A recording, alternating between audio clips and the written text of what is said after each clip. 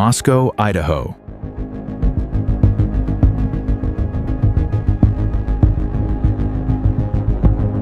A peaceful college town.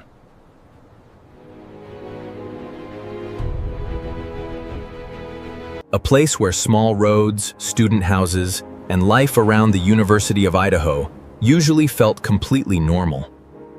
But in November 2022, the name Moscow, Idaho suddenly appeared across the United States. Not because of a football game.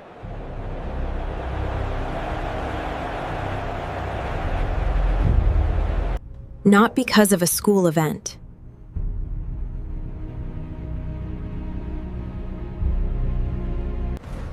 But because of a case that shocked the entire country.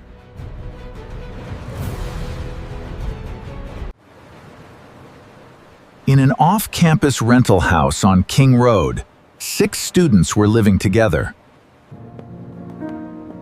It was a house many students knew well.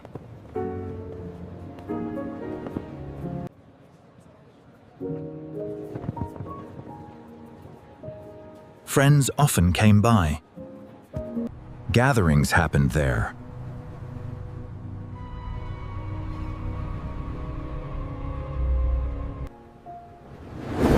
To many people, it was just an ordinary student house in an ordinary college town.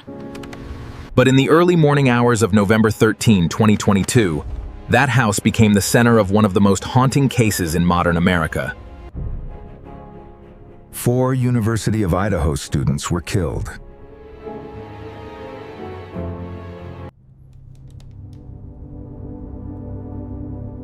Madison Mogen, Kaylee Goncalves,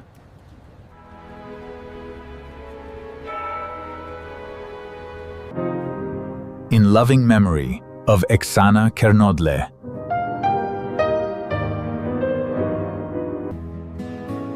The heart of our community still remembers.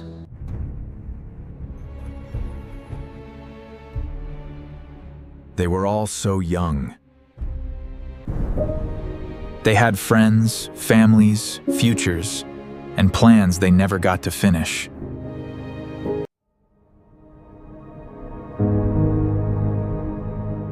Madison and Kaylee were best friends.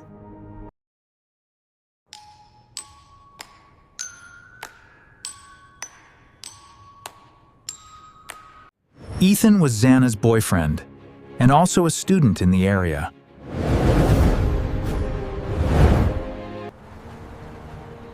The night before, everything seemed normal. Some people went out.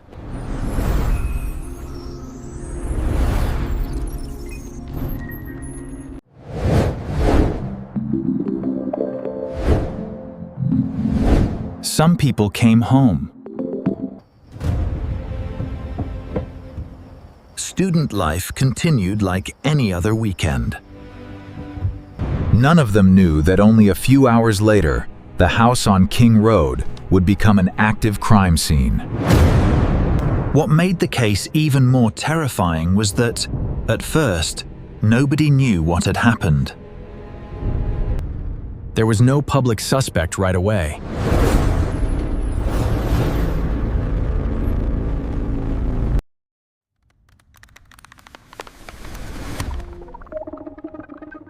There were no clear answers. And in the early days, the entire town of Moscow lived in fear. Someone had entered a student house in the middle of the night.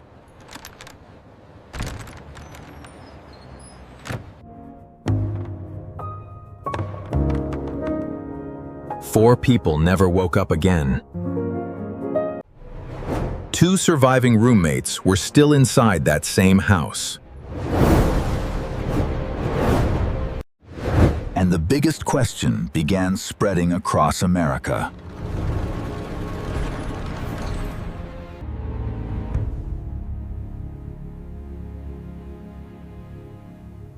Who did this?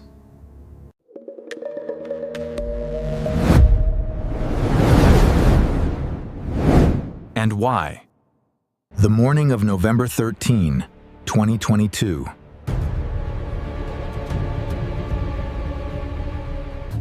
At first, outside the house on King Road, nothing clearly showed how serious the situation was. It was still a neighborhood near a university.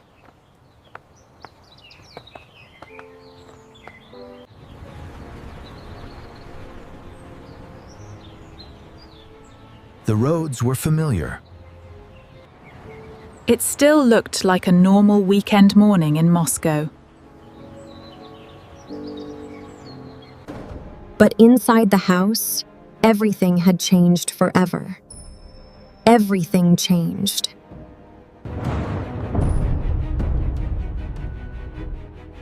A 911 call was made. Early public information said the call was related to an unconscious person. But when police arrived, they quickly realized this was not a normal medical situation.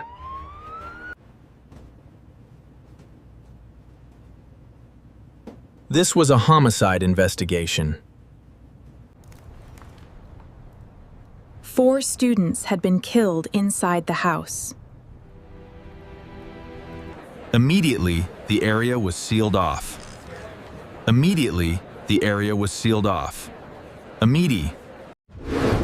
Local police, Idaho State Police, and later the FBI joined the investigation. A quiet town suddenly became the center of national media attention. Students at the University of Idaho were frightened.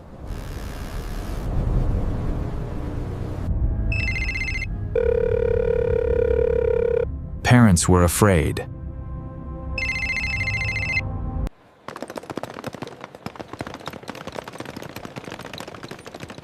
Many people left campus.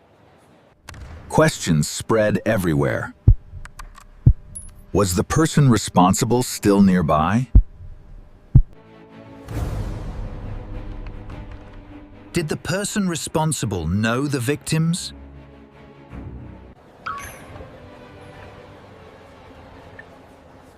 Why was that house chosen? Or was this a random attack?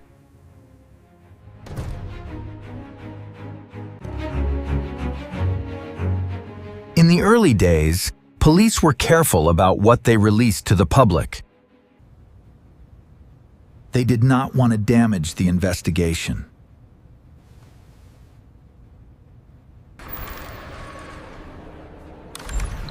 But the lack of information made the public even more anxious. Online, thousands of theories began to spread. The team analyzed the photos.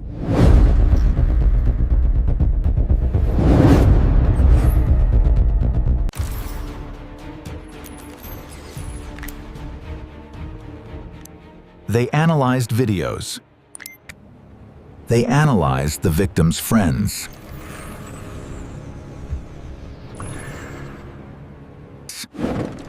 They analyzed every small detail around the house. But investigators had to rely on evidence, not rumors. They began rebuilding the final hours of the 4 students. At approximately 9 p.m., 4 figures arrived. Who was where? Who came home when? Did any camera capture something important?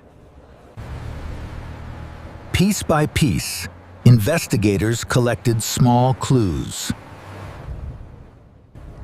And behind the scenes, one important lead began to stand out. A white car.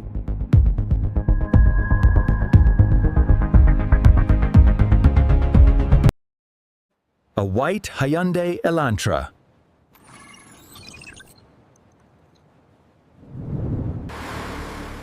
It appeared on cameras near the King Road area. And soon, That car would become one of the most important clues in the entire case. In the days after the murders, investigators began focusing heavily on surveillance footage. Cameras from homes.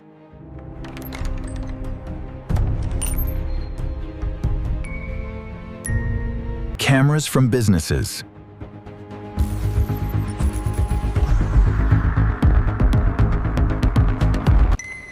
Traffic cameras.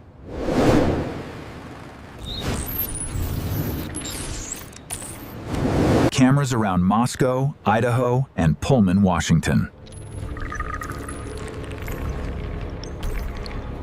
Every clip could contain one small detail.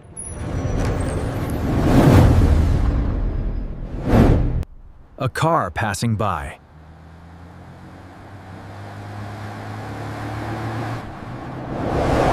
A flash of headlights.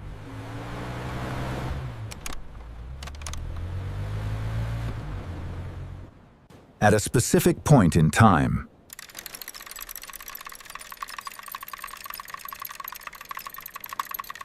The primary route follows the highway north, but we've identified alternative roads crossing from the west. Then investigators noticed a white car. It was described as a white Hyundai Elantra. The vehicle appeared near the King Road house during a critical time window. And it did not appear only once.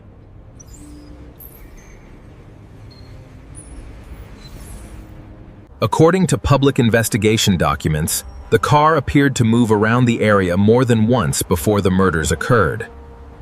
That made the vehicle a major lead.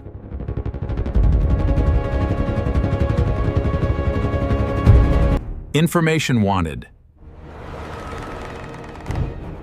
White Hyundai Elantra. But there was a problem. There were many cars like it. Investigators needed to find the right car, the right owner, the right route, the right connection to the case. Meanwhile, fear in the community continued to grow. Students wanted to know if they were safe.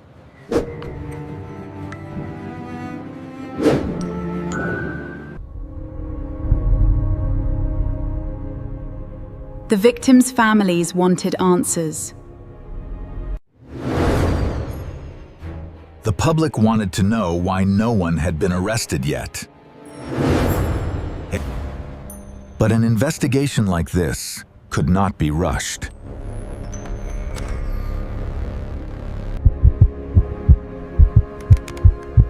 One mistake could damage the entire case. Alongside the white car, investigators also examined cell phone data. Some data later suggested that a phone connected to the future suspect had been near the area of the house multiple times before the night of the murders. Phone data alone could not show every step, but when combined with cameras, routes, times, and other evidence, it helped investigators build a larger picture. Slowly, one name began to appear in the investigation. Person of interest. Brian Kohberger. He was a criminology doctoral student at Washington State University, not far from Moscow. He lived in Pullman, Washington.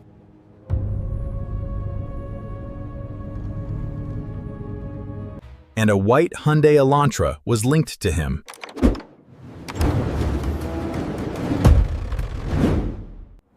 Investigators did not have just one clue. They had several pieces beginning to line up. The car, the phone data, the geography, and then another piece of evidence appeared.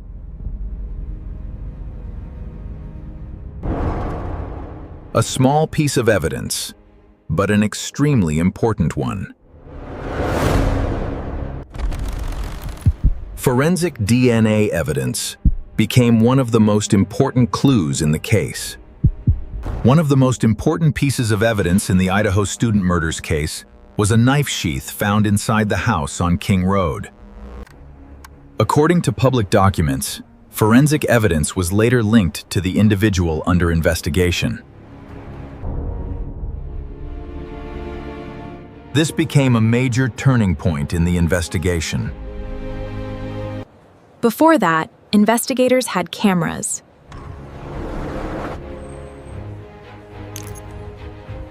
They had the white car.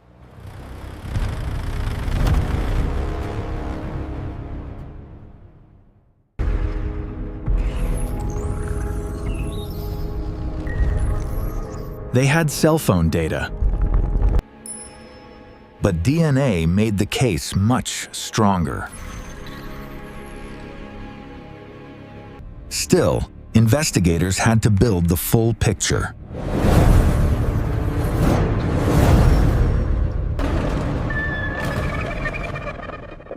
They did not only need to know who. They needed to prove why that person was connected.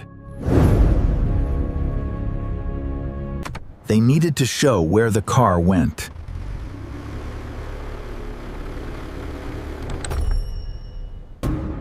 When the phone was active.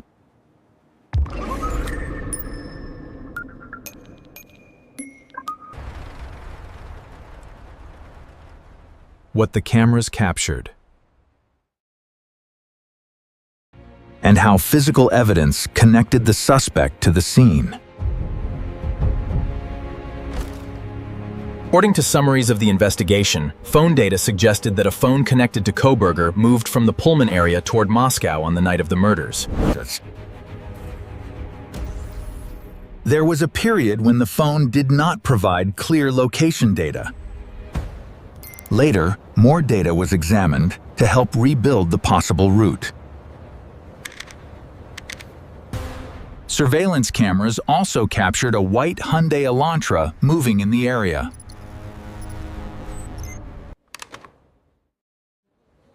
From these small pieces, investigators began connecting a route. One car.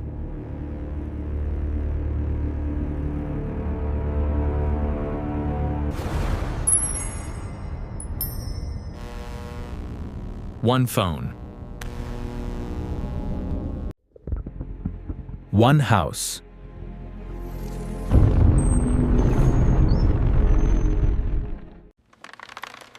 One knife sheath.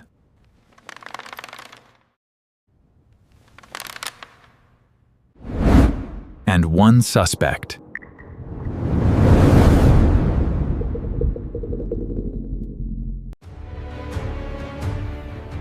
Brian Koberger was not a student at the University of Idaho.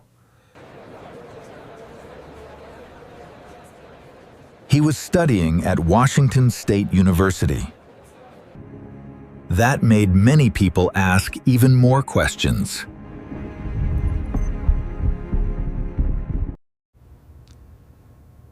Did he know?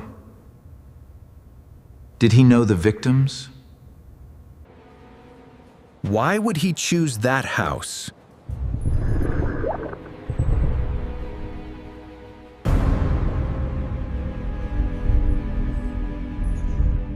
Had he watched the area before?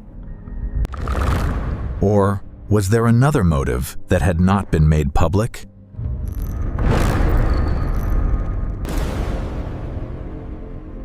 Throughout the investigation, motive remained one of the biggest questions. He was studying at Washington State University.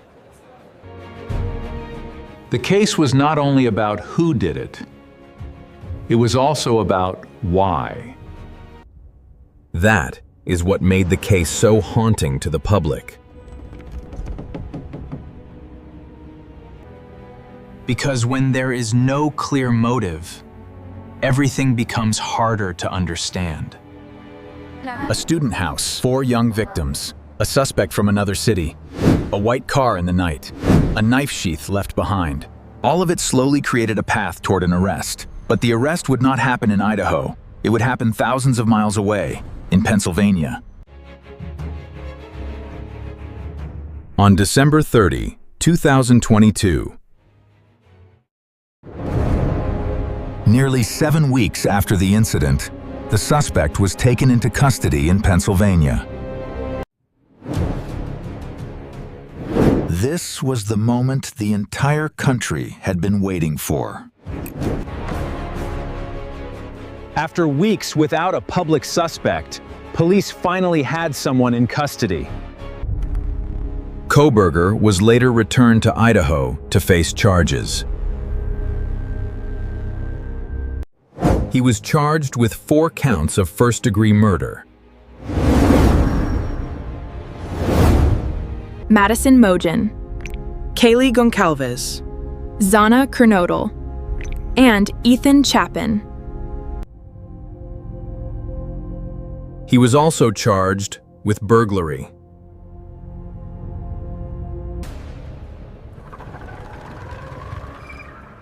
The public immediately wanted to know everything.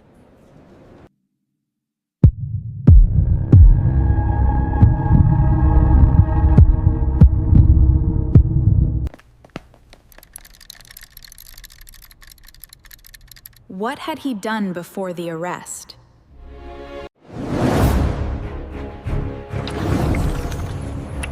Why was he being investigated?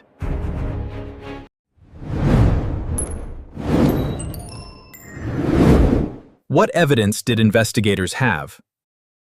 And most importantly, why were these 4 students targeted? After Kohberger's arrest, more details from the case documents became public.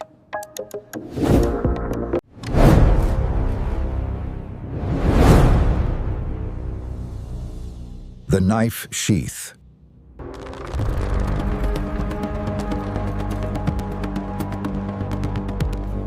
The DNA. The white Hyundai Elantra.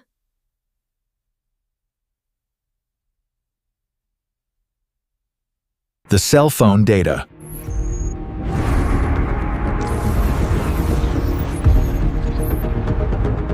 The surveillance footage.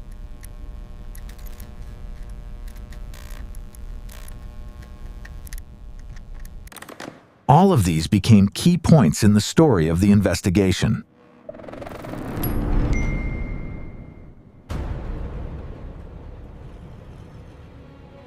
But the case did not end right after the arrest. Instead, it entered a long legal process. Defense attorneys challenged evidence.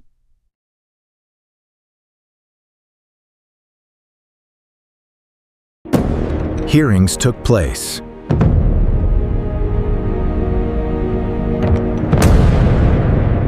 The question of the death penalty became part of the case.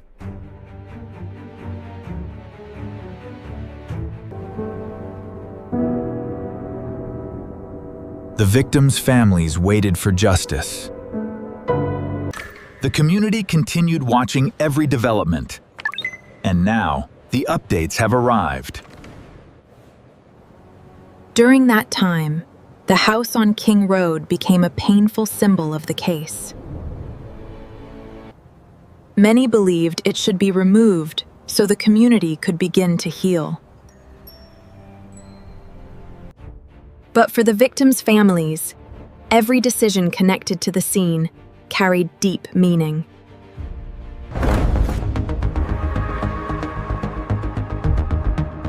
This was not just a criminal case file.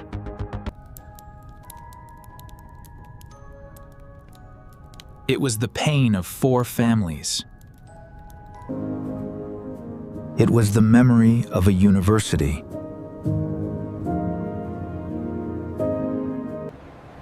It was the haunting fear of a town that once believed it was safe.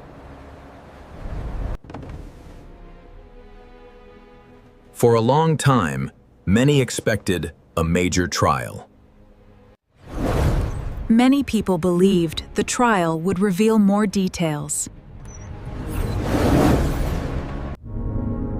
Many waited for more evidence to be presented publicly. Many waited for an answer about motive.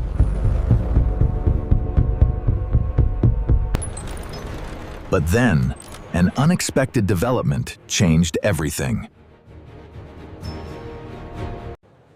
Brian Kohberger agreed to plead guilty.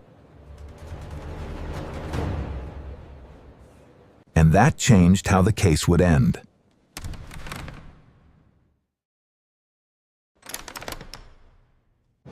There would be no long public trial.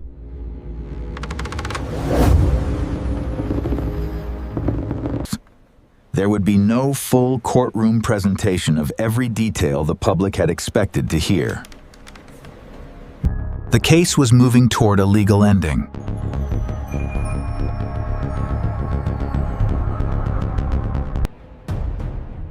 But not every question would be answered.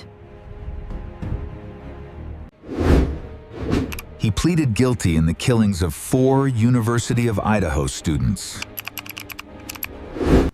Madison Mogen, Kaylee Goncalves, Sana Kernodle, Ethan Chapin. As part of the plea, he avoided the death penalty.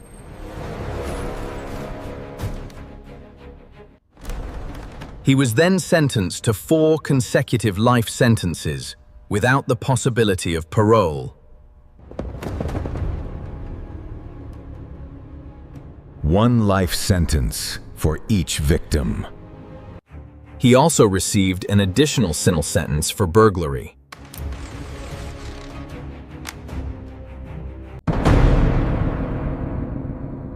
Legally, the case had reached an ending. The convicted man would never be free again. The victims' families would not have to sit through a long trial where painful details were repeated day after day. But for many people, there was still a huge empty space in the story.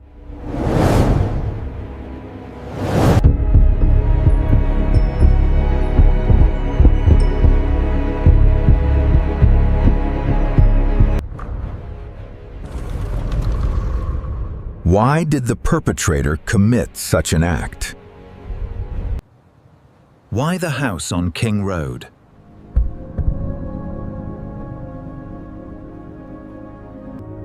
Why Madison, Kaylee, Xana, and Ethan?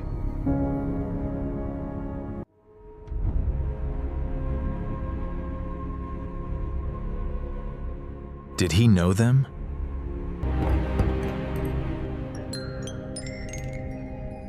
Had he watched the house before?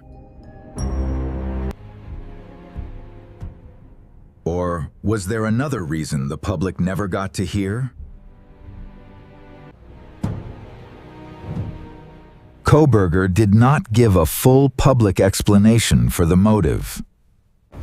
And because there was no full trial, many details may never be presented publicly before a jury.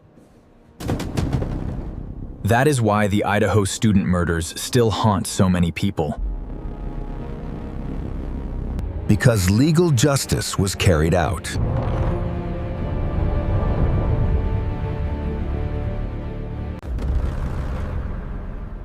But the biggest psychological question remained unanswered.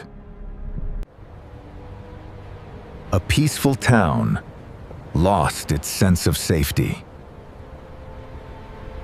A university lost 4 students.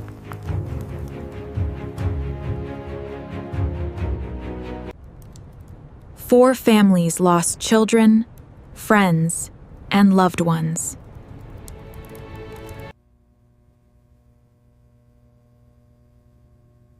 Madison Mogen. In loving memory of Kaylee Goncalves, she was a bright, friendly, upbeat young woman,